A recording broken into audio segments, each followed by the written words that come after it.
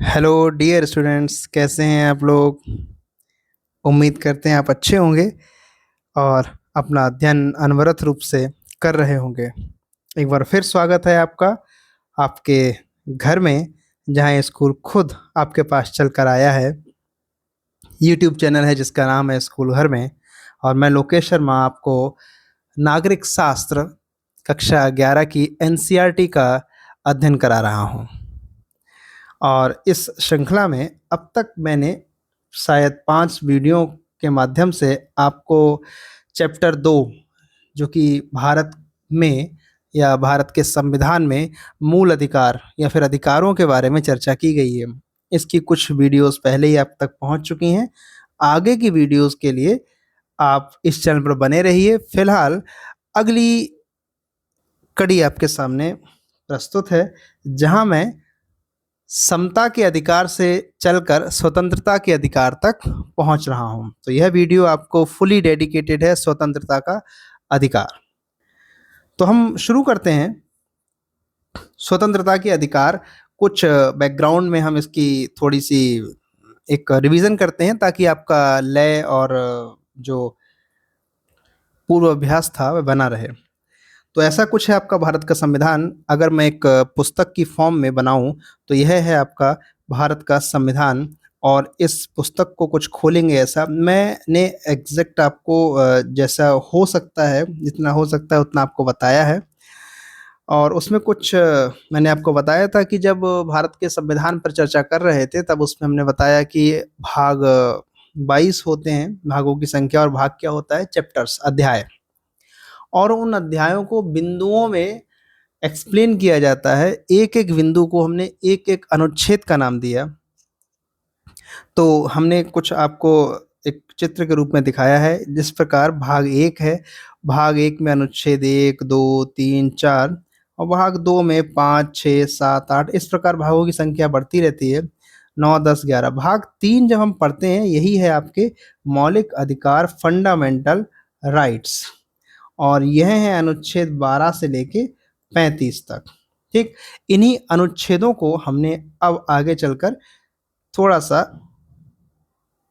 ये है, थोड़ा सा हमने इनको ओपन किया है और आपको एक एक अनुच्छेद के बारे में हम डिटेल में पढ़ा रहे हैं। लेकिन फिलहाल हमने इन अनुच्छेदों में एक वर्गीकरण कर दिया है ताकि आप मोटा मोटा अनुमान लगा सकें कि कौन सा अनुच्छेद में किस प्रकार के अधिकारों का वर्णन किया गया है। तो अनुच्छेद 12 और 13 को यदि भी छोड़ दें, हम देखेंगे बाद में 12 और 13 में ऐसा क्या लिखा गया है।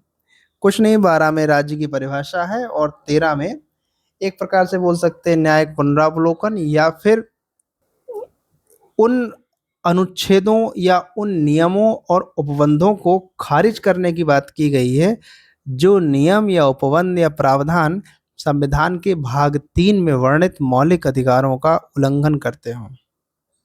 खैर, ये आगे की बातें हैं। फिलहाल हम देखते हैं अनुच्छेद 14 से लेकर 18 तक समता का अधिकार है, जो कि पिछले वीडियो में आपने अच्छे से पढ़ा था। अब 19 से लेकर 22 तक स्वतंत्रता का अधिकार है आपका। 19 टू 22, 19, 20, 21, 22, कहने को यह केवल 4 अनुच्छेद हैं, लेकिन ये चारों अनुच्छेद अपने आप में एक एक अनुच्छेद से एक एक पुस्तक लिखी जा सकती है। अनुच्छेद 19, अनुच्छेद 20 और अनुच्छेद 21, यह संविधान के मौलिक अधिकारों का सबसे महत्वपूर्ण अनुच्छेद अनुच्छेद 21 है, और अनुच्छेद 22। आगे के हम बाद में देखेंगे, फिलहाल हम यहीं पर हैं। अब इनके बारे में आगे डिटेल में मैंने लिख दिया है, लेकिन एक चीज आपसे साझा करना चाहूंगा। आपकी पुस्तक एनसीईआरटी एक प्रकार से कहानी के रूप में लिखी हुई है। क्योंकि आप लोग छोटे बच्चे हैं, ऐसे में कहानी आप लोगों को अधिक समझ में आती है, और कहानी में आपके कुछ फ्लो बन सकें, तो ऐसे में उन्होंने अनुच्छेदों को पूरा ना खोलते हुए सिर्फ उतनी ही बात की गई है जितना कक्षा 11 के बच्चे का मनोविज्ञान समझने में सक्षम है। हालांकि सभी अनुच्छेद अपने आप में इतने बड़े हैं जो कि बीए, एमए और पीएचडी के स्तर पर पढ़ाए जाते हैं, और एक एक अनुच्छेद का उपनियम है या दूसरा एक उप अनुच्छेद भी है, लेकिन इस पर हम चर्चा नहीं करेंगे फिलहाल। क्योंकि फिलहाल अभी हम यूपीएससी या फिर एकेडमिक में ग्रेजुएशन या पोस्ट ग्रेजुएशन की पढ़ाई नहीं कर रहे हैं। फिलहाल हम कक्षा 11 की एनसीईआरटी पढ़ रहे हैं। तो ऐसे में मैं उम्मीद कर रहा हूँ कक्षा 11 के बच्चे से कि वह उन्हीं बातों को समझ पाएगा जो उस उम्र के हिसाब से स्वीकार्य हैं, जहाँ तक उसका दिमाग चल सकता है। हालांकि हो सकता है उससे आगे ही बच्चे जानते हों, लेकिन मैं वहीं पर ही स्ट्रिक्ट रहूँगा कि कक्षा 11 और 12 के बच्चे का मनोविज्ञान किस स्तर तक कार्य करता है। इसलिए मैं थोड़ा-थोड़ा ही आपको बताऊँगा, लेकिन मेरे बताने में, ये देखिए, मेरे बताने में एक क्रम रहेगा। अनुच्छेद 19 से लेके हम पहुँचेंगे 20 पर, 21 पर, 22 पर, लेकिन किताब आपके इस क्रम को फ़ॉलो नहीं करती है। किताब आपको कहानी को फ़ॉलो करती है कि आप किस तरीके से चीज़ों को समझेंगे। तो 2 तरीके हैं, या तो आप किताब के माध्यम से पहले पढ़ें, उसके बाद इस क्रम पर आएँ, या फिर आप इसको पहले पढ़ें, उसके बाद किताब पर पहुँचे। चूँकि ये वन वे कम्युनिकेशन की क्लास है, ऐसे में मुझे आपके उत्तरों तक नहीं पहुँच पा रहा हूँ कि आप क्या चाहते हैं। तो अपने स्वविवेक से ही मैं आपको पहले अपने बनाए हुए क्रम में आपको चलाऊँगा, उसके बाद किताब पर पहुँचेंगे। अंततः हमारा उद्देश्य यही है कि आप पुस्तक को पढ़ें। तो शुरू करते हैं अनुच्छेद 19 से। हालाँकि अनुच्छेद 19 से लेके 22 तक का एक जो आपका शीर्षक है, वह है स्वतंत्रता का अधिकार। तो पहला प्रश्न यह है कि इस अधिकार की आवश्यकता क्यों पड़ी और स्वतंत्रता का अर्थ क्या होता है? तो इस पर हम पहुँचने से पहले आपको, इस पूरे अधिकार और इस क्रम तक पहुँचने से पहले हम आपको थोड़ा-सा भूमिका के बारे में बताएँगे कि स्वतंत्रता क्या होती है। हम सभी लोग जानते हैं, जब मैं अपनी कक्षा में पढ़ाता हूँ तो इसी प्रश्न से शुरुआत करता हूँ, तो अक्सर इसका उत्तर मिलता है, स्वतंत्रता मतलब आज़ादी। स्वतंत्रता मतलब मेरी मर्ज़ी, मैं कुछ भी कर सकता हूँ। स्वतंत्रता मतलब कि मेरे हाथ या पैर बंधे नहीं हैं। स्वतंत्रता मतलब मैं कहीं भी घूम सकता हूँ। स्वतंत्रता मतलब मैं अपना संप्रभु हूँ। मैं अपनी इच्छा से चलता हूँ। यह मेरी स्वतंत्रता का अर्थ होता है। तो दूसरा प्रश्न इजाद होता है यहाँ से कि ठीक है, आपका जो स्वतंत्रता है आपने इसका अर्थ समझा, ये सब कुछ आपको है, लेकिन इस प्रकार के अधिकार को लिखित रूप में, इस प्रकार के अधिकार की लिखित में आवश्यकता क्यों पड़ी? किससे खतरा है हमें? या नागरिकों को कौन है जो रोक रहा है उनकी स्वतंत्रता को प्रैक्टिस करने से? तो इसका उत्तर आपको मिलेगा पुरानी वीडियो में, जिसमें मैंने आपको एक कंसेप्ट बताया था, जिसके तहत जिसके तहत जस्ट अ सेकेंड, जिसके तहत 2 कॉन्सेप्ट मैंने बताया था। एक है स्टेट, जिसे हम राज्य बोलते हैं, और एक है व्यक्ति, इसको आप इंडिविजुअल बोल सकते हो। जब सभी व्यक्तियों के को मिलाकर एक समझौता हुआ और उस समझौते का परिणाम था राज्य।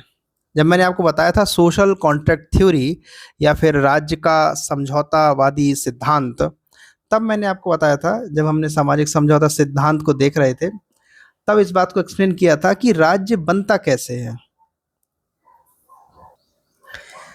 स्टेट के फॉर्मेशन में सभी व्यक्तियों ने मिलकर एक समझौता किया, और उस समझौते में व्यक्तियों ने क्या दिया और व्यक्तियों को क्या मिला, या राज्य ने क्या दिया और राज्यों को क्या मिला, इस बारे में मैंने आपको बताया था डिटेल से कि जब सभी व्यक्तियों ने मिलकर समझौता किया और राज्य को बनाया, तब उन्होंने अपनी अपनी स्वतंत्रताएं या अपने अपने अधिकार राज्य को सौंप दिए।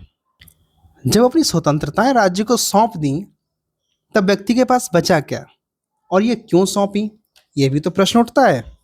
तो और बदले में क्या मिला? तो व्यक्तियों ने क्या सौंपा? स्वतंत्रताएं, फ्रीडम सौंपी। क्यों? क्योंकि राज्य व्यक्ति को दे रहा है सुरक्षा, सिक्योरिटी। किस चीज की? आपकी लाइफ की, कि आपको या व्यक्ति को जीवन की रक्षा मिलेगी। किससे? बाह्य आक्रमण से, या आंतरिक कलह या आंतरिक आक्रमण से। लेकिन बदले में व्यक्ति राजू क्या दे देगा? स्वतंत्रताएं देगा। व्यक्ति बदले में राज्य को क्या देगा? टैक्स देगा। व्यक्ति राज्य बदले में राज्य क्या देगा? आज्ञाकारिता की गारंटी, कि वह उसके द्वारा बनाए गए नियमों का पालन करेगा। तब राज्य बदले में उसको क्या देगा? सुरक्षा। हालांकि अब राज्य का काम सुरक्षा से बढ़कर बहुत सारी चीजें हो गया है। अब राज्य केवल पुलिस राज्य न रह करके लोक कल्याणकारी राज्य हो गया है। अब राज्य व्यक्तियों को देता है शिक्षा, देता है स्वास्थ्य, देता है फ्री लीगल एड, ये सब कुछ देता है। लेकिन फिल जब उस समय समझौता हुआ था, तो यह समझौता दो पक्षों के बीच में इस शर्त पर हुआ कि अपनी हम स्वतंत्रताएं देंगे और सुरक्षा। स्वतंत्रता क्यों देंगे? भाई आपको सुरक्षा हम तब देंगे जब आप हमसे बिना पूछे बाहर नहीं जाओगे। भाई स्वतंत्रता की जो सुरक्षा की गारंटी तभी देंगे हम कि जब आप हमारी बात मानोगे। तभी तो एक समझौता होता है बच्चे में और पिता में, क्योंकि बच्चा पिता का जो संबंध है उसमें सुरक्षा और आज्ञाकारिता दो ही तो सिद्धांत होते हैं। तो यही सिद्धांत व्यक्ति और राज्य के बीच हुए थे कि हम आपसे पूछकर बाहर नहीं जाएंगे, हम आपकी बात मानेंगे, हम आपके द्वारा बनाए गए नियमों पर चलेंगे, आपके द्वारा जो प्रावधान तय कर दिए गए हैं हम उनको मानेंगे, आपके द्वारा बनाई गई संस्थाओं की इज्जत करेंगे, उनके प्रति लॉयल रहेंगे, और बदले में राज्य हमको सुरक्षा देगा। तो यह एक हुआ था। अब संकट क्या है? यहाँ तो सब कुछ सही लग रहा है। संकट क्या है? संकट यह है कि जब राज्य फॉर्म हो गया, बन गया, तब राज्य ने अपनी शक्तियां बढ़ाना शुरू कर दिया। शक्ति बढ़ाना न सिर्फ किसी व्यक्ति का उद्देश्य होता है, बल्कि राज्य का भी उद्देश्य होता है, क्योंकि प्लेटो ने स्पष्ट कहा है कि राज्य व्यक्ति का बृहद रूप है। जो कुछ व्यक्ति फील करता है, जो कुछ व्यक्ति फॉलो करता है, जो व्यक्ति को चाहिए, वो सब कुछ राज्य को चाहिए। तो ऐसे में राज्य अपनी ताकत बढ़ाता है। तो राज्य ताकत कैसे बढ़ाएगा? राज्य नियम बनाएगा, और ज़्यादा नियम बनाएगा। राज्य व्यक्तियों पर और ज़्यादा शिकंजा कसेगा, और वो और ज़्यादा स्वतंत्रताएं लेना चाहेगा। राज्य शक्ति बढ़ाएगा। और इधर व्यक्ति की जो स्वतंत्रताएं चली गई हैं, उन स्वतंत्रताओं को छोड़कर व्यक्ति अपनी स्वतंत्रताओं को बढ़ाने का प्रयास करेगा। तो व्यक्ति इंडिविजुअलिज्म की तरफ जाएगा, व्यक्तिवाद की तरफ जाएगा। व्यक्ति प्रयास करेगा कि उसे जो स्वतंत्रताएं दे दी वो भी वापस मिल जाए, सुरक्षाएं मिलती रहे, स्वतंत्रताएं वापस मिल जाएं। इधर राज्य चाहेगा कि जो कुछ स्वतंत्रताएं हमने ली हैं उससे ज़्यादा हमको मिल जाए। तो ये संघर्ष चलता है, और इस संघर्ष में शक्तिशाली कौन है? स्टेट। बेचारा कौन है? निरीह कौन है? व्यक्ति। तो ऐसे में राज्य व्यक्ति के जो स्वतंत्रताएं हैं उनको खत्म कर सकता है। क्यों? क्योंकि राज्य ताकतवर होना चाहता है। व्यक्ति को ऐसे में डर है। किससे? राज्य से, राज्य में रहने वाले लोगों से, राज्य के द्वारा बनाई गई संस्थाओं से। इनसे डर है। किसको? व्यक्ति को, कि उसका क्या छिन जाएगा? स्वतंत्रताएं।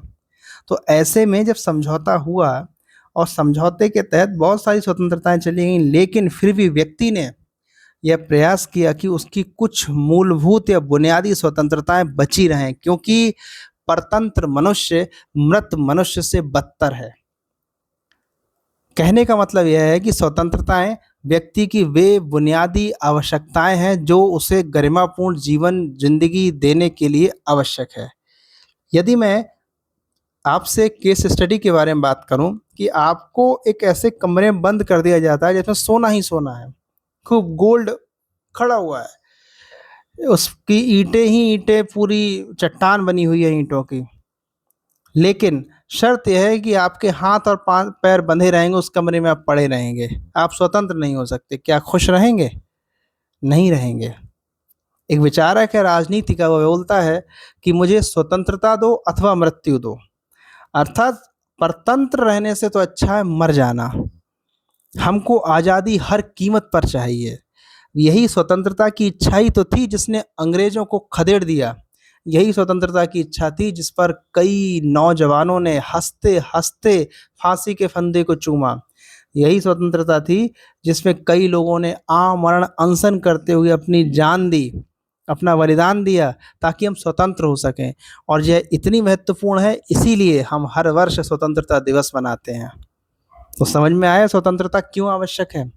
अब हमें स्वतंत्रताएं चाहिए बहुत सारी, लेकिन हमारी संविधान सभा में जब स्वतंत्रताओं पर चर्चा और बहस चल रही थी, तब उन सभी लोगों ने अंततः एक कुछ निर्णय लेते हुए कुछ स्वतंत्रताओं को हमारे संविधान में लिखित रूप में हमारे नागरिकों को दिया है, और उन्हीं के बारे में हम चर्चा करेंगे एक एक करके। तो मैं उम्मीद करता हूँ कि आपको इतना सब कुछ समझ में आ जाएगा स्वतंत्रता की आवश्यकता। तो पहला अनुच्छेद है अनुच्छेद 19, जो बोलता है कि अभिव्यक्ति की स्वतंत्रता से संबंधित कुछ अधिकार आपको मिले हैं। किसकी अभिव्यक्ति? अभिव्यक्ति बोलते हैं एक्सप्रेशन। आप क्या कुछ कहना चाहते हैं, किस तरीके से आप एक्सप्रेस करना चाहते हैं, अपने आप को प्रदर्शित करना चाहते हैं, उसकी आपको स्वतंत्रता है। तो इसमें कौन कौन सी स्वतंत्रताएं हैं?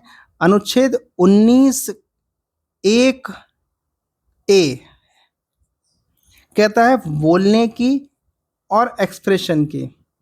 आप कुछ भी एक्सप्रेस कर सकते हो, बोल सकते हो, उसकी स्वतंत्रता है। आपका मन कर रहा है गाना गाने का, आप गाना गा सकते हैं। आपका मन कर रहा है कोई किताब लिखने का, आप लिख सकते हैं। आपका मन करता है मैं अब टीचर बनूंगा, मैं पढ़ाऊंगा, मैं बोलूंगा, लेक्चर दूंगा, बिल्कुल आप बनिए। आपका मन करता है खेल खेलने का, आप खेलिए। ठीक है, ये सारी स्वतंत्रताएं हैं। आपको लग रहा है ये तो बहुत बेसिक स्वतंत्रताएं हैं, बिल्कुल बेसिक स्वतंत्रताएं हैं, लेकिन यह भी लिखित में है। कारण उसका ये है कि इस प्रकार की स्वतंत्रता को भी राज्य हड़प ना ले। राज्य कहीं वह आपसे ना कराए कि जो आप मजबूरी में करें। आपका मन कर रहा है कि मैं ईश्वर को मानूं, ठीक, आपका मन कर रहा है कि मैं ईश्वर पर लेक्चर दूं, ईश्वर के कथा सुनूं, और आपको राज्य बोलता है कि नहीं, ईश्वर की कथा सुनना तो अपराध है। अगर मैंने देख लिया किसी घर में पूजा होती है, तो राज्य के अधिकारी आपको आएंगे और पकड़ के जेल में डाल देंगे जाके। तो यहाँ जहाँ हम एक ऐसे लोकतंत्र में रह रहे हैं जहाँ ये स्वतंत्रताएं बचपन से हमको मिली हैं, तो ऐसे में हम उनको स्वतंत्रताओं का मूल्य नहीं पता होगा। हमें इन स्वतंत्रताओं का मूल्य तब पता चलेगा जब हम किसी ऐसे देश में, डिक्टेटर देश में पहुंचते हैं जहाँ हमें कुछ भी बोलने या कुछ भी एक्सप्रेस करने की आज़ादी ना हो। हमें बस वही करने की आज़ादी हो जो हमसे शासक चाहता है, हमसे राजा चाहता है। अगली स्वतंत्रता क्या है? शांतिपूर्वक सम्मेलन में भाग लेने की स्वतंत्रता। कहीं कोई सम्मेलन हो रहा है, आप शांतिपूर्वक उसमें भाग ले सकते हैं। शांतिपूर्वक, ध्यान रखना, हथियार लेकर नहीं। अब इसका उदाहरण मैं आपको देता हूँ। जब जलियांवाला हत्याकांड से पहले बहुत सारे लोग जब उस जलियांवाला बाग में इकट्ठा हो रहे थे एक शांतिपूर्ण प्रदर्शन के लिए, तब उन्हें उसके लिए रोका गया और अंततः गोलियां चलवाई गई, कई हजार लोग उसमें मारे गए। तो आज़ाद भारत में ऐसे कोई उल्टे सीधे नियम हमें ना मानने पड़े। जब गुलाम भारत में अंग्रेजों के द्वारा बनाए गए नियमों को हमें जबरन मजबूरी मानना पड़ रहा था, आज़ाद भारत में ऐसा कुछ ना हो। हम चाहें तो किसी भी प्रकार के किसी भी सम्मेलन में भाग ले सकते हो, लेकिन शांतिपूर्वक होना चाहिए। दूसरा, हम कोई भी संगठन, कोई ग्रुप या कोई संघ बना सकते हैं। हमने कई ऐसे संगठन या संघ बनाए आज़ादी से पहले जो हमें चुपके चुपके से बनाने पड़े। ठीक है, मैं उन संघों की बात नहीं कर रहा हूँ, आपका मन करे नहीं आतंकवादी संगठन बनाएंगे, हम एक किडनैपिंग संगठन बनाएंगे, ऐसे संगठन नहीं। ऐसे संगठन जो सार्वजनिक हित में हो। ठीक है, तो संघ बनाने का अधिकार होना चाहिए। हमारे पास अगला जो अधिकार है वह है आवाज़ संचरण की स्वतंत्रता। इसका मतलब क्या होता है? हम कहीं भी पूरे देश में कहीं भी घूम सकते हैं, कहीं भी जा सकते हैं। ऐसा ना हो कि किसी भी कारण से कोई हमको अनावश्यक कारणों से रोके। हम ये सारी स्वतंत्रताएं जो हैं वो एक एक बोलते हैं ना कि दूध का जला छाछ भी फूंक फूंक कर पीता है। तो जो जो कार्य करने से हमको आज़ादी के उस संघर्ष में रोका गया था अंग्रेजों के द्वारा, उन सबको लिखित रूप में हमने रख लिया कि कल को यह ना हो कि हम वापस से किसी एक ऐसे तो मनमाने तरीके से किसी राजा की निरंकुशता या किसी सरकार की निरंकुशता हम पर हावी ना हो कि हमें देश में कहीं भी आने जाने को लेकर रोका जाए। तो इस प्रकार की स्वतंत्रता को भी हमने लिखित रूप में विवरित किया। अगला है निवास की अधिकार। हम पूरे देश में जा सकते हैं, तो कहीं भी रह सकते हैं, आश्रय पा सकते हैं, हम कहीं भी घर बना सकते हैं, निवास कर सकते हैं अपना। आज आप यहाँ रह रहे हैं, कहीं और रह सकते हैं, कोई इशू नहीं है उसमें। ये आपका अधिकार है। चौथा है, नेक्स्ट है व्यवसाय आदि की स्वतंत्रता। हम किसी भी प्रकार का कोई भी व्यवसाय करने के लिए स्वतंत्र हैं, बस स्पष्ट रूप से। ऐसा नहीं है कि हम किसी व्यवसाय पर रोक लगा दी जाए, जैसे पहले एक समय में कि अध्ययन अध्यापन का कार्य केवल ब्राह्मण करेंगे या सैनिक केवल क्षत्रिय बनेंगे, ऐसा नहीं होगा।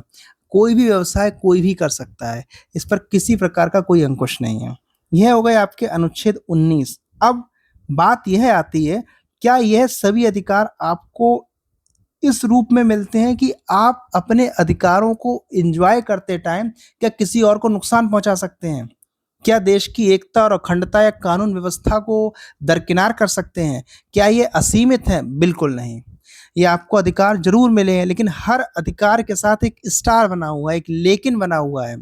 और वह लेकिन आपको, वह स्टार आपको इन अधिकारों में भी सीमाएं देता है कि आप कुछ भी बोल सकते हैं। इसका मतलब यह नहीं बोलेंगे जो देश की एकता, अखंडता या फिर सुरक्षा या फिर लोक व्यवस्था या कानून व्यवस्था में किसी प्रकार की क्षति पहुंचाई जाए। ठीक, तो इन सभी अधिकारों पर कोई ना कोई सीमाएं हैं। हम किताब पढ़ेंगे तब, अगर उसमें दिया होगा तो पढ़ेंगे, आपको नीड होगी। और अगर किताब आपकी कहती है कोई नीड नहीं है तो हम नहीं पढ़ेंगे। यह है आपका अनुच्छेद 19। अनुच्छेद 20 क्या कहता है? अनुच्छेद 20 बड़ा ही थोड़ा सा टिपिकल है। आपको आपकी उम्र के हिसाब से थोड़ा सा एक्स्ट्रा लगेगा, फिर भी मैं आपको प्रयास करता हूँ। अपराध के लिए दोष सिद्धि के संबंध में संरक्षण, कि आप या किसी व्यक्ति ने XYZ किसी व्यक्ति ने कोई अपराध कर दिया है, तो उस पर वो प्रूवन जो होगा उस संबंध में आपके लिए कुछ मौलिक अधिकार हैं। पहला अधिकार क्या है कि पहली बात तो बिना अपराध के दोषी नहीं ठहराया जाएगा। जब तक कोई अपराध नहीं सिद्ध हो जाता, जब तक कोई अपराध नहीं किया गया है, तब तक आप पर दोष नहीं लगाया जाएगा। ये क्यों है? एक कहानी थी अंधेर नगरी चौपट राजा वाली। उस कहानी में क्या था, यदि आपने सुनी हो तो अच्छी बात है, नहीं सुनी हो तो मैं उसका समरी बता दे रहा हूँ। समरी कुछ ऐसी है कि अपराध किया किसी और ने, सजा किसी और को मिल रही है। वो एक छोटी सी चेन बनती चली आई, चेन बनती चली आई, और अंततः किसी और को ही सजा मिल रही है। तो पहली बात तो यह है कि बिना अपराध के दंड नहीं मिलेगा। यदि मैं क्लास में किसी बच्चे को बोलूं कि नहीं हाथ ऊपर करके खड़े हो जाओ, तो उसका पहला प्रश्न होता मेरी गलती क्या थी। ऐसे ही जब कानून व्यवस्था आपको नुकसान पहुंचाए, आपको कोई सजा दे या अपराध में दोषी ठहराया जाए, तो पहला आपका हक यह है कि भाई हमने जब कोई क्राइम किया ही नहीं है, और यह क्राइम कौन डिसाइड करेगा? यह क्राइम डिसाइड करेगा भारत के द्वारा बनाए गए नियम या दंड संहिता द्वारा। यदि उस कृत्य को उस समय जब आपने किया था उस समय उसे अपराध की श्रेणी में रखा गया है, तब उस कृत्य को करने पर अपराधी माना जाएगा। जैसे साइकिल के टायर की हवा निकालने को अपराध मानते हुए 3 वर्ष की सजा या 1 लाख रुपए का जुर्माना लिखा हुआ है यदि किताब में, और उस वक्त आपने साइकिल की चेन, साइकिल की हवा निकाल दी, तो आप अपराधी हैं। ऐसा नहीं हो सकता कि आपने जब अपराध किया हो तो उस वक्त वह अपराध ना हो, लेकिन बाद में उसे बोल दिया गया ये अपराध होगा, और संशोधन कर दिया उस दंड संहिता, उस नियमावली में, और बोला कि नहीं, क्योंकि अब से ये अपराध है, इसलिए आपने 2 साल पहले ये किया था इसलिए आप अपराधी हैं। नहीं, जिस वक्त अपराध किया जा रहा था उसी वक्त उसे अपराध की श्रेणी में होना चाहिए था। क्लियर है? अब यह है कि एक ही अपराध के लिए एक से अधिक बार दंडित नहीं किया जाएगा। ऐसा नहीं है कि जब अकबर ने गुस्से में आकर, आदम खान था शायद, तो उसको आपने देखा होगा टीवी सीरियल्स में, एग्जैक्ट तो मुझे नहीं पता इतिहास के बारे में, तो उसमें बोला गया कि उसने एक बार आदम खान को जमीन पर फेंका छत पर से, वो नहीं मरा, फिर दोबारा ले गया, दोबारा फेंका, फिर ले गया, फिर फेंका। तो एक दंड एक ही बार मिलेगा, एक अपराध के लिए एक ही दंड मिलेगा। ऐसा नहीं है कि एक बार अपराध कर दिया और बार-बार सबका मन कर रहा है आज इस जज का, आज उस जज का, तो ऐसे में आपको 2-2 बार दंड मिलेगा। नहीं, बिल्कुल नहीं। नेक्स्ट, इसके तीसरा पार्ट है कि अपने विरुद्ध गवाही देने के लिए बाध्य नहीं किया जाएगा। यह क्या होता है? यदि कोई किसी व्यक्ति को गिरफ्तार कर लिया गया है और उससे टॉर्चर करके, उसे मार के पीट के कि बोल दो तुम ही ने किया था, बोल दो तुम ही ने, ये बिल्कुल नहीं होगा। यदि कोई व्यक्ति किसी गिरफ्त में है, किसी पुलिस की या न्यायिक हिरासत में, और ऐसे में उसको पनिशमेंट दे के, टॉर्चर करके अपने विरुद्ध गवाही देने के लिए बोला जाएगा कि नहीं, जो गुनाह कबूल कर लो, ऐसा करना उसके मौलिक अधिकारों का हनन है, तो यह भी नहीं होगा। तो यह है कि दोष सिद्धि के संबंध में संरक्षण। अनुच्छेद 21, अनुच्छेद 21 भारत के संविधान का अनुच्छेद 32 के बाद सबसे महत्वपूर्ण अनुच्छेद है। यह क्या है? इसमें स्पष्ट रूप से लिखा हुआ है कि प्राण एवं दैहिक स्वतंत्रता, और यहीं से आपकी किताब में स्वतंत्रता का जो अधिकार है वो शुरू होता है, अभी बताएंगे हम आपको। तो क्या है प्राण एवं दैहिक स्वतंत्रता? कि किसी व्यक्ति को उसकी देह की और प्राण की स्वतंत्रता है, अर्थात उसके शरीर को किसी प्रकार से बांध के नहीं रखा जाएगा और उसके जीवन की रक्षा की जाएगी, लेकिन उसकी दैहिक स्वतंत्रता और प्राण को केवल विधि द्वारा स्थापित प्रक्रिया से ही वंचित किया जाएगा, अन्यथा नहीं। अर्थात भारत का प्रत्येक नागरिक को राज्य केवल और केवल उसके जीवन को केवल और केवल विधि द्वारा स्थापित प्रक्रिया के अनुसार ही ले सकता है, नहीं तो हर परिस्थिति में व्यक्ति को जीवित रहने का और गरिमापूर्ण तरीके से जीवित रहने का अधिकार है। मृत्यु का कोई स्कोप नहीं है, केवल एक ही तरीका है, वह विधि द्वारा स्थापित प्रक्रिया, अर्थात कानून बना हो कि किस प्रक्रिया से उसको जीवन के अधिकार से वंचित किया जाएगा। इसका सीधा सा मतलब ये है कि उसको मृत्यु दंड दिया जाएगा, वो एक प्रक्रिया को फॉलो किया हुआ होना चाहिए। जैसे उसने एक ऐसा जघन्य अपराध किया हो, किसी व्यक्ति ने एक ऐसा जघन्य अपराध किया हो जहां पर केवल और केवल मृत्यु दंड ही न्याय हो सकता हो, तब, और उसकी उस प्रक्रिया में पूरी सुनवाई हो चुकी हो, उसका पक्ष रखा जा चुका हो और वह अपराधी सिद्ध हो, तब उसे मृत्यु दंड दिया जाएगा। अन्यथा राज्य हर व्यक्ति की सुरक्षा और रक्षा में तत्पर लगा हुआ है, उससे वह अधिकार नहीं लिया जा सकता। और सुप्रीम कोर्ट ने यह माना कि इस प्राण और दैहिक स्वतंत्रता में, जीवन जीने की स्वतंत्रता में अंतर्निहित है कि उसका जीवन कैसा हो, गरिमापूर्ण हो, डिग्निफाइड हो, एक ऐसा जीवन हो जिसमें सम्मान हो। तो सम्मान होने के लिए सुप्रीम कोर्ट ने कई निर्णयों में अनुच्छेद 21 की व्याख्या करते हुए इसको जोड़ा है, इसको खींच के लंबा किया है, और उसमें कई सारे अधिकार अंतर्निहित कर दिए हैं, वो समाये हुए हैं उसमें अधिकार। तो कई सारी चीजें आज आपकी अनुच्छेद 21 के तहत मौलिक अधिकारों की श्रेणी में आती हैं। स्वच्छ पर्यावरण,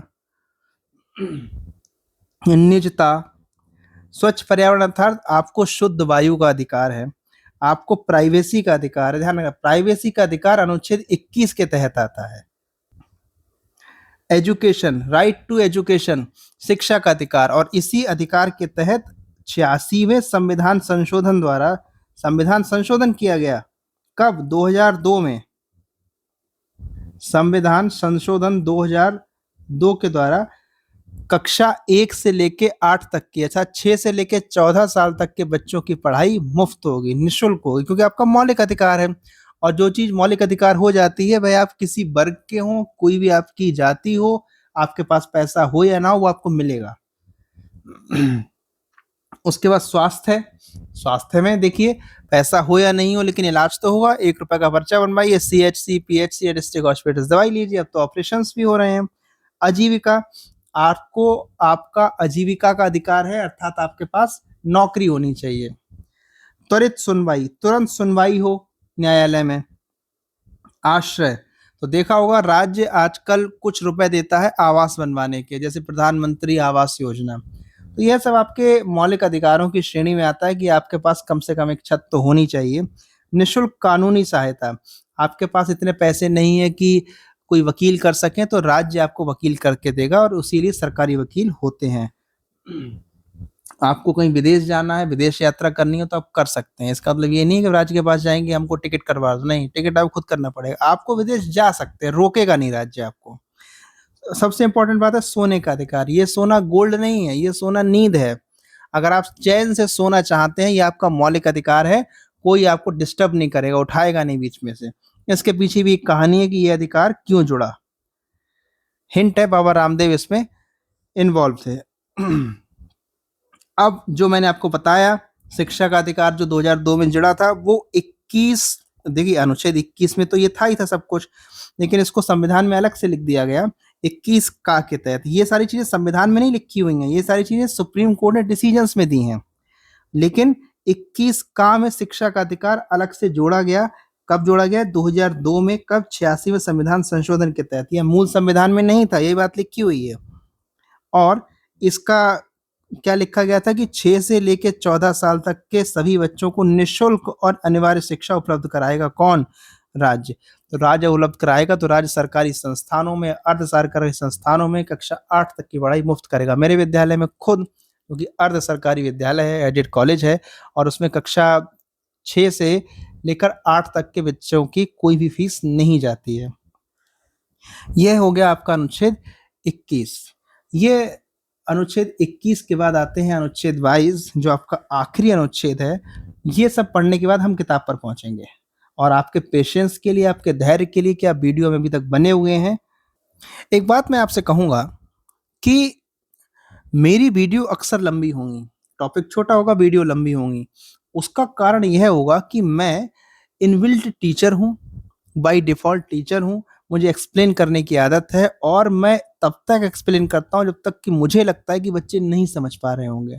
जब मैं बच्चों के क्लास में चेहरे देखता हूँ और हवाइयाँ उड़ी हुई देखता हूँ, तो मैं सिर्फ उस बात पर बल नहीं देता कि मेरा टॉपिक हो गया, मैं जाऊँ ख़त्म करूँ, 40 मिनट का लेक्चर हो गया, बस बात ख़त्म। नहीं, क्या जो 40 मिनट बोला, उसमें से 20%, 30%, 40% बच्चों के पास पहुँचा कि नहीं पहुँचा? मेरी मेहनत सफल तब है जब बच्चों तक पहुँच रही है वो चीज़। यही कारण है कि मेरे वीडियोज़ और मेरा एक्सप्लेन करने का तरीका, उदाहरणों की संख्या ज़्यादा होती है। कारण क्या है कि मैं प्रयास करता हूँ कि बच्चों के मनोविज्ञान तक पहुँच सकूँ, और मैं प्रयास करूँ कि उन्हें सीखें वे। सिर्फ़ मेरा काम इतना नहीं है कि मैंने लेक्चर ले लिया और बात खत्म। और यूट्यूब मेरा ऑफ़लाइन से अधिक ज़िम्मेदारी वाला काम है, क्योंकि यहाँ पर आप हैं नहीं उस तरफ।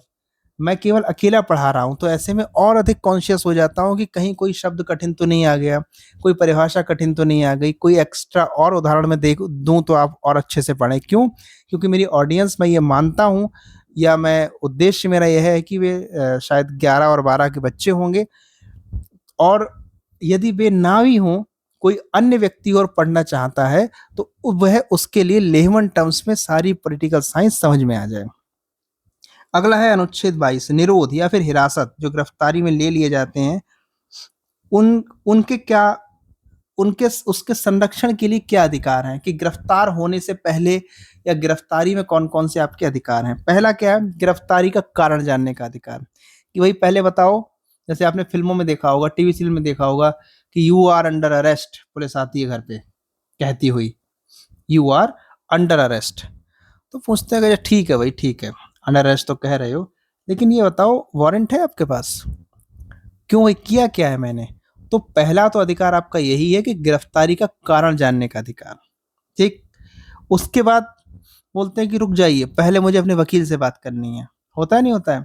तो वकील करने का अधिकार, आप अपना जो भी अधिवक्ता है, जो भी कानूनी जानकार है, उससे सलाह ले सकते हैं।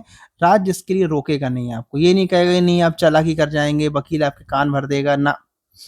आपके पास, आप बिना, आप कुछ बोलेंगे ही नहीं। अगर पुलिस स्टेशन पहुँच भी गए, तो कहेंगे जब तक वकील नहीं आ जाता मैं कुछ भी स्टेटमेंट नहीं दूँगा आपको। जी, बिल्कुल आपके पास अधिकार है ये। आपने कई फ़िल्मों में, टीवी सीरियल्स में ये सब कुछ देखा होगा। अगला, न्यायाधीश के सामने 24 घंटे अंदर पेश होने का अधिकार, 24 घंटे के अंदर पेश होने, ये क्या है? ये आप छोटे-छोटे बच्चे हैं, लेकिन मैं फिर प्रयास करता हूँ। यदि कोई ए नाम के व्यक्ति को गिरफ्तार कर लिया जाता है, पुलिस उसके घर से उठा ले जाती है। वह पहुंचता है पुलिस स्टेशन। अब उसके लिए पुलिस ने एफआईआर लिखी है, तो जैसे ही एफआईआर लिखेगी पुलिस, 24 घंटे के अंदर उसे मजिस्ट्रेट न्यायाधीश के सामने ले जाया जाएगा। पुलिस अपने पास नहीं रख सकती 24 घंटे से ज्यादा। क्यों?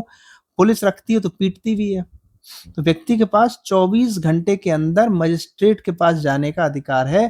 पुलिस नहीं ले जा रही है तो ये उसके मौलिक अधिकारों का उल्लंघन हो रहा है। पुलिस चाहती है कि हम 2-4 दिन और पीट लें, नहीं, अगर एफआईआर लिख दी है तो सबसे पहले न्यायाधीश, और न्यायाधीश के पास जाते ही 2 ऑप्शंस होते हैं न्यायाधीश को, कि वापस पुलिस कस्टडी में भेज दे या फिर अब वो जुडिशियल कस्टडी में भेज दे या उसको रिहा कर दे।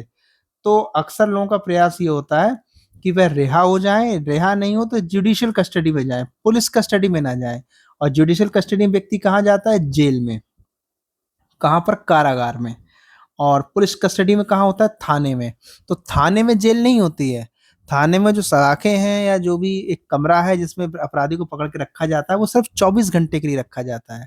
लेकिन जो मेन प्रॉपर जेल होती है, वहाँ जज लोग भेजते हैं। वहाँ पर पुलिस पीट नहीं सकती, वहाँ आपके अधिकार होते हैं, वहाँ आप सिविल तरीके से रह सकते हो। लेकिन पुलिस कस्टडी में पीटे जाने का, टॉर्चर किए जाने की पूरी पूरी संभावनाएं होती हैं। इसलिए ये अधिकार है कि 24 घंटे के अंदर किसी न किसी मजिस्ट्रेट या न्यायाधीश के सामने ले जाया जाए। ठीक? तो जब भी कोई व्यक्ति गिरफ्तार हो, पहला उसका ये रीजन हो कि या तो वो पिट कुट के मामला सॉल्व करे तो कर ले, और उसे लगता है कि कोई दिक्कत है या कहीं कोई पुलिस हमें हो सकता है पीटते पीटते मार ही डाले, तो ऐसे में सबसे पहले आप बोलिए कि अब एफआईआर लिखिए, और नहीं लिखते हैं तो हमको छोड़िए। ठीक है? और एफआईआर लिखते ही पुलिस के पास ये दबाव हो जाता है कि 24 घंटे के अंदर वो मजिस्ट्रेट के सामने आपको ले जाए। इसी अनुच्छेद में एक छोटी चीज और है कि कुछ गिरफ्तारियां अपराध करने से पहले ही हो जाती हैं। ऊपर जो भी हमने देखी थी, जहां पर हमने देखा था कि कुछ गिरफ्तारियां ऐसी होती हैं क्राइम करने के बाद, और कुछ गिरफ्तारियां होती हैं क्राइम करने से पहले।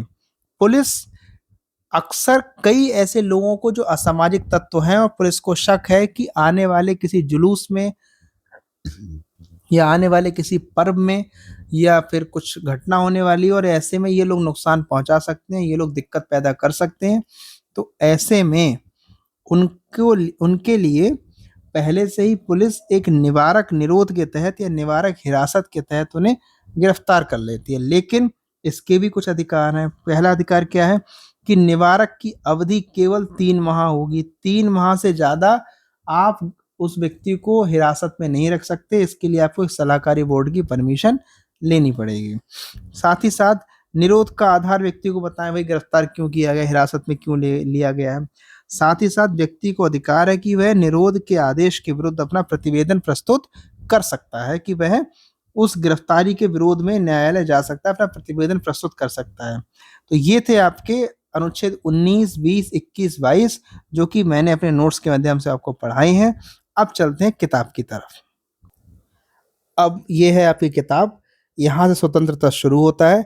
अब हम देखेंगे कि यहाँ पर जो स्वतंत्रता लिखा है, यहाँ से हम जो शुरू करेंगे, तो स्टार्टिंग मैंने आपको बताया था कि स्टार्टिंग ही परिभाषा स्टार्ट होती है अनुच्छेद 21 से, कि जीवन और दैहिक स्वतंत्रता का संरक्षण, किसी व्यक्ति को उसके प्राण या दैहिक स्वतंत्रता से विधि द्वारा स्थापित प्रक्रिया के अनुसार ही वंचित किया जाएगा।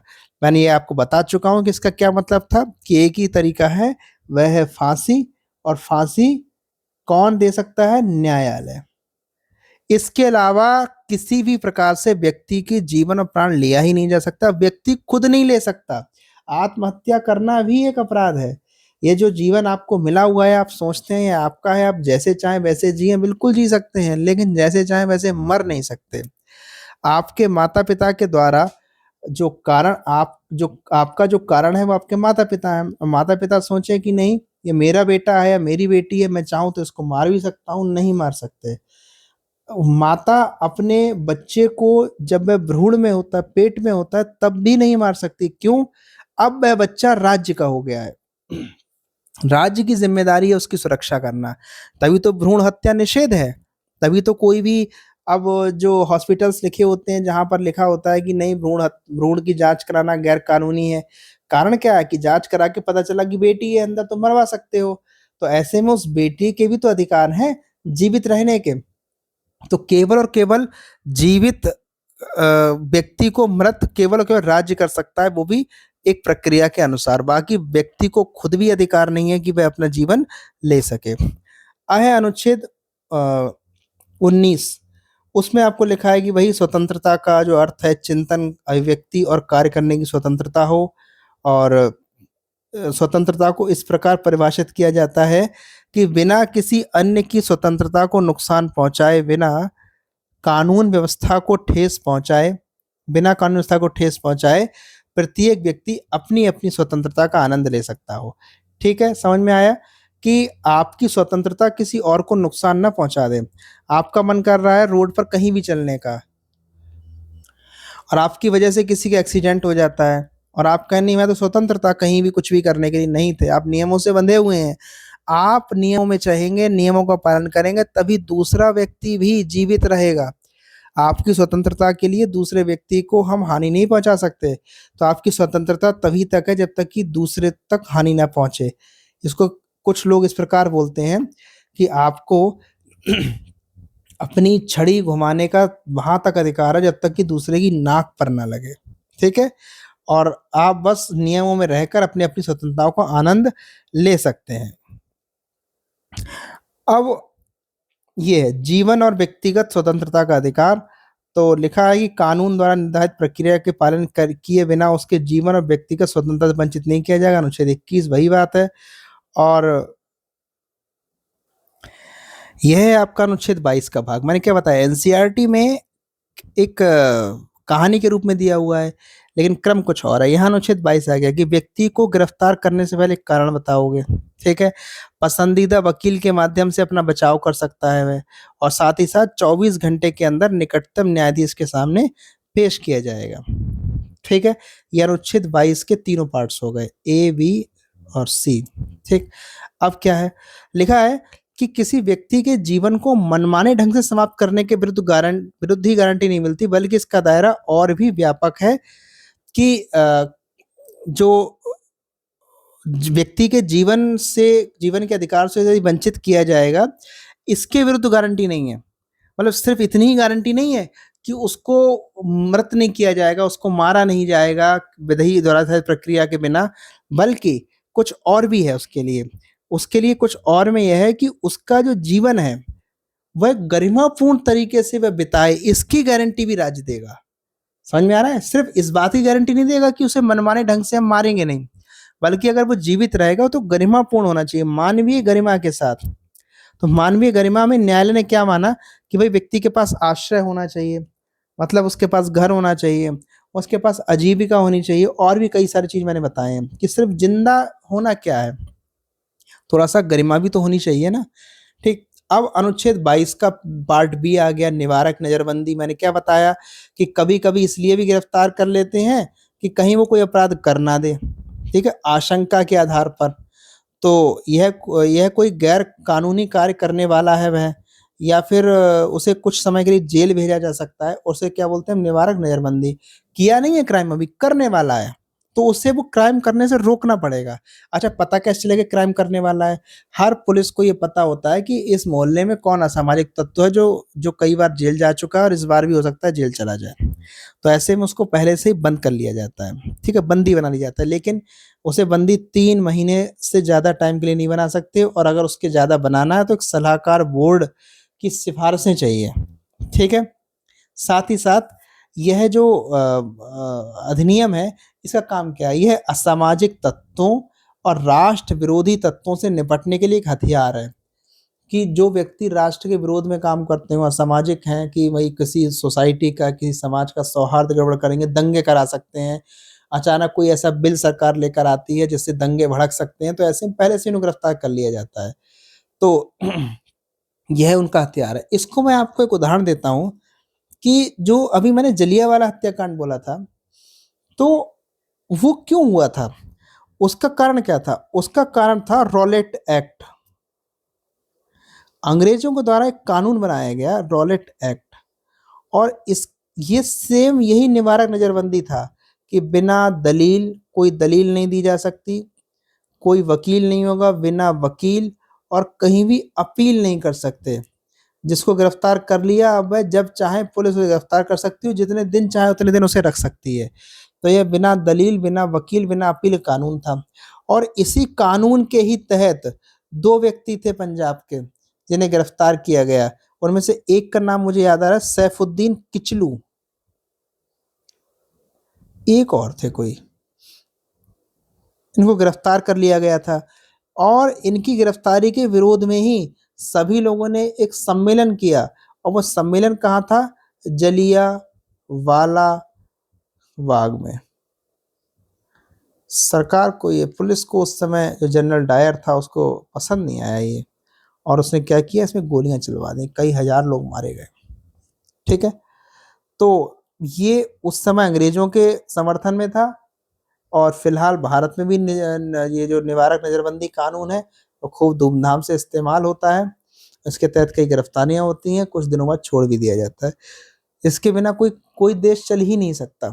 तो उस समय अंग्रेजों ने लागू किया था, इस बार अब भारतीयों ने। खैर, लिखा है कि ये जो नजरबंदी कानून है, ये कहीं ना कहीं व्यक्ति के स्वतंत्रता के अधिकारों के विरोधाभास के रूप में है।